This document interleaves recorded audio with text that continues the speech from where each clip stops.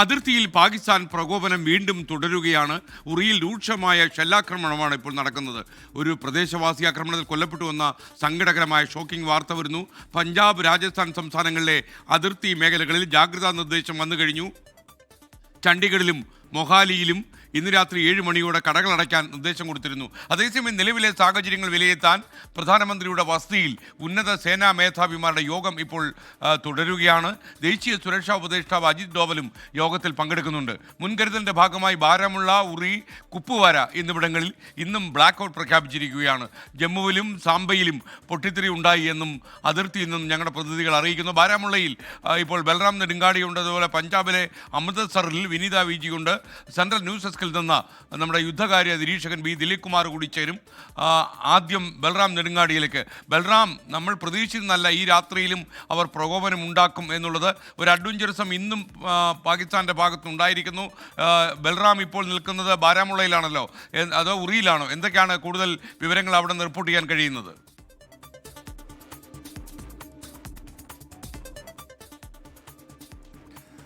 S K, ഞാനിപ്പോഴുള്ളത് ബാരാമുള്ളയിലാണ്. ഉറിയിൽ നിന്നും മടങ്ങുന്ന വഴിയാണ്. ഇവിടെ ഇപ്പോൾ ബ്ലാക്ക് ഔട്ട് പ്രഖ്യാപിച്ചിരിക്കുകയാണ്. എസ് കെ, നമുക്ക് ദൃശ്യങ്ങളിൽ കാണാം, പൂർണ്ണമായും ഇരുട്ടാണ്. വാഹനങ്ങളുടെ വെളിച്ചം മാത്രമാണ് നമുക്ക് ഈ പ്രദേശങ്ങളിലെല്ലാം തന്നെ കാണാൻ കഴിയുന്നത്. ഇത് നഗരമേഖലയിൽ നിന്നും വിട്ട ഒരു പ്രദേശമാണ്. അതിർത്തിയോട് കൂടുതൽ അടുത്ത ഒരു പ്രദേശമാണ്. ഇവിടെ പൂർണ്ണമായും കടകളെല്ലാം തന്നെ അടഞ്ഞു കിടക്കുന്നു. പൂർണ്ണമായും ഇരുട്ടാണ്. വീടുകൾക്ക് ഉള്ളിൽ വെളിച്ചമുണ്ട്, എന്നാൽ അധികം പുറത്തേക്ക് കാണാത്ത രീതിയിലാണ് ആ വെളിച്ചവും മറ്റും ഉള്ളത്. വലിയ ജാഗ്രതയിൽ തന്നെയാണ് ജനങ്ങൾ. ആശങ്ക വേണ്ട എന്ന അറിയിപ്പ് അധികൃതർ നൽകുന്നുണ്ട്. ഏജൻസികൾ ഈ കാര്യത്തിൽ ജാഗ്രതാ നിർദ്ദേശം നൽകുന്ന ഏജൻസികൾ തന്നെ ആശങ്ക വേണ്ട, ഇതൊരു മുൻകരുതൽ നടപടി മാത്രമാണ് എന്ന അറിയിപ്പ് നൽകുന്നുണ്ട്. എസ് കെ എൻ, പാകിസ്ഥാന്റെ പ്രകോപനം ഇന്ന് ഇരുട്ടും വരെ കാത്തിരുന്നില്ല എന്നുള്ളതാണ്. ഉറിയിൽ നിന്നും നമ്മൾ മടങ്ങി ബാരാമുള്ളയിൽ എത്തുന്നതിന് മുമ്പായി തന്നെ പാകിസ്ഥാന്റെ ഷെല്ലുകൾ ഈ ഉറിയിൽ വീണു. ഇന്ന് പകൽ ഉറിയിൽ കണ്ട കാഴ്ചകൾ അതീവ ദയനീയമായ, വേദനിപ്പിക്കുന്ന കാഴ്ചകളാണ്. രാവിലെ ഒരു മരണവാർത്ത ഉറിയിൽ നിന്നാണ് കേട്ടത്. ഒരു സ്ത്രീ കുടുംബത്തോടൊപ്പം ജീവൻ രക്ഷിക്കാനായി കുടുംബത്തോടൊപ്പം ഒരു വാഹനത്തിൽ പോവുകയായിരുന്ന ഒരു വാഹനത്തിന്റെ മുകളിലേക്ക് ഷെല്ലിന്റെ ചീളുകൾ വീണാണ് അവർ മരിച്ചത്. നർഗീസ് ബീഗം എന്ന സ്ത്രീയാണ് മരിച്ചത്. അവരോടൊപ്പം 3 കുട്ടികൾക്ക് പരിക്കേറ്റിട്ടുണ്ട്. അതിലൊരു കുട്ടിയുടെ നില അതീവ ഗുരുതരമായി തന്നെ തുടരുന്നു. ബാരാമുള്ള മെഡിക്കൽ കോളേജ് ഹോസ്പിറ്റലിലാണ് ഇവർ ചികിത്സ തേടിക്കൊണ്ടിരിക്കുന്നത്.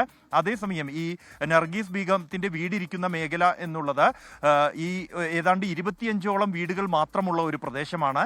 അവിടെ ഈ 3 ദിവസങ്ങൾക്കിടെ ആ ഒരു പ്രദേശത്ത് മാത്രം 20 ഷെല്ലുകളാണ് പാകിസ്ഥാൻ വർഷിച്ചത്.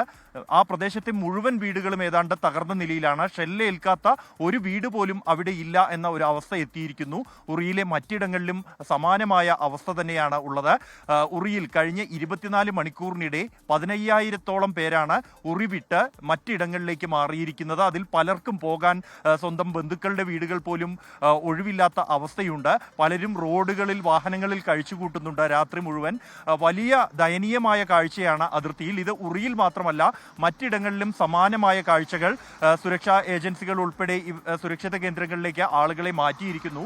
ആദ്യ 2 ദിവസത്തിൽ നിന്നും വ്യത്യസ്തമായി ഇന്നലെ വൈകിട്ട് 7:30 മുതൽ പുലരുവോളം പാകിസ്ഥാൻ ഷെല്ലുകൾ വർഷിക്കുകയായിരുന്നു അതിർത്തികളിൽ. എന്നാൽ അത് ചിലർക്ക് പരിക്കേറ്റു. ഒരു മരണം മാത്രമാണ് ഇന്നലത്തെ ഷെല്ലിങ്ങിൽ റിപ്പോർട്ട് ചെയ്യപ്പെട്ടിരിക്കുന്നത്. അതിന് കാരണം ആളുകൾ ഒഴിഞ്ഞു പോയി കഴിഞ്ഞു എന്നത് തന്നെയാണ്. എങ്കിലും ചിലർക്ക് പരിക്കുണ്ട്. 8ഓളം പേർക്ക് ഉറിയിൽ മാത്രം പരിക്കേറ്റിട്ടുണ്ട് ഇന്നലത്തെ ഷെൽ വർഷത്തിൽ. കൂടാതെ ഈ മേഖലയിൽ എല്ലാം തന്നെ ശക്തമായ മഴ ഇന്നുണ്ടായിരുന്നു. ഇതിനിടെ വോളണ്ടിയർമാർ മാത്രമാണ്, സിവിൽ ഡിഫൻസ് വോളണ്ടിയർമാർ മാത്രമാണ് ഉറി അടക്കമുള്ള ഈ അതിർത്തി മേഖലകളിൽ ഇപ്പോൾ നമുക്ക് കാണാൻ കഴിയുന്ന ആളുകൾ. പാകിസ്ഥാൻ യാതൊരു തരത്തിലും അടങ്ങുന്ന ഒരു ലക്ഷണമില്ല. ഇന്നും വൈകിട്ട് തന്നെ ഷെല്ലാക്രമണം ആരംഭിച്ചു കഴിഞ്ഞിരിക്കുന്നു. നിലവിലിപ്പോൾ ഉറിയിൽ ഷെല്ലാക്രമണം ആരംഭിച്ചു കഴിഞ്ഞിരിക്കുന്നു. ഒപ്പം തന്നെ ജമ്മുവിൽ നിന്നും ഡ്രോണുകൾ എത്തിയതായുള്ള റിപ്പോർട്ടുകൾ പുറത്തു വരുന്നുണ്ട്. ജമ്മുവിൽ സ്ഫോടനമുണ്ടായതായുള്ള റിപ്പോർട്ടുകളും പുറത്തു വരുന്നുണ്ട്. സമാനമായി മറ്റ് അതിർത്തികളിലും പൂഞ്ചിൽ ശക്തമായ ഏറ്റുമുട്ടൽ തുടരുന്നു എന്നാണ് ലഭ്യമാകുന്ന റിപ്പോർട്ടുകൾ. പാക് സൈന്യം സൈന്യത്തിന്റെ ഈ പ്രകോപനത്തെ ഇന്ത്യൻ സൈന്യം കൃത്യമായി തന്നെ നേരിടുന്നുണ്ട്. ജനവാസ മേഖലകൾ കേന്ദ്രീകരിച്ചുകൊണ്ട് ജനങ്ങളെ പരമാവധി ആഘാതമേൽപ്പിക്കുക, ആൾനാശമുണ്ടാക്കുക എന്ന ലക്ഷ്യത്തോടെയാണ് പാകിസ്ഥാൻ തുടർച്ചയായി ആക്രമണം ഉണ്ടാക്കുന്നത്. ആശങ്കയിൽ ജനങ്ങൾ, അതിർത്തി മേഖലയിലെ ഗ്രാമങ്ങളിൽ നിന്നും ജനങ്ങൾ വിട്ടുപോവുകയാണ്. ഇന്നലെ ഈ ഡ്രോൺ ആക്രമണം ഉണ്ടായ ആ സമയമാകുമ്പോഴേക്കും ഇന്നും 3 ഇടങ്ങളിൽ ഡ്രോണുകൾ കണ്ടതായി റിപ്പോർട്ടുകൾ പുറത്തു വരുന്നുണ്ട്. ഇതിനെ ഇന്ത്യയുടെ പ്രതിരോധ സംവിധാനം തകർത്ത് കഴിഞ്ഞിരിക്കുന്നു. പ്രധാനമായും ജമ്മു, അമൃത്സർ, ഫിറോസ്പൂർ എന്നീ 3 ഇടങ്ങളിലാണ് ഡ്രോണുകൾ കണ്ടതായും അഥവാ തകർക്കപ്പെട്ടതായുമുള്ള റിപ്പോർട്ടുകൾ ഇപ്പോൾ പുറത്തു വന്നിരിക്കുന്നത്. SKN.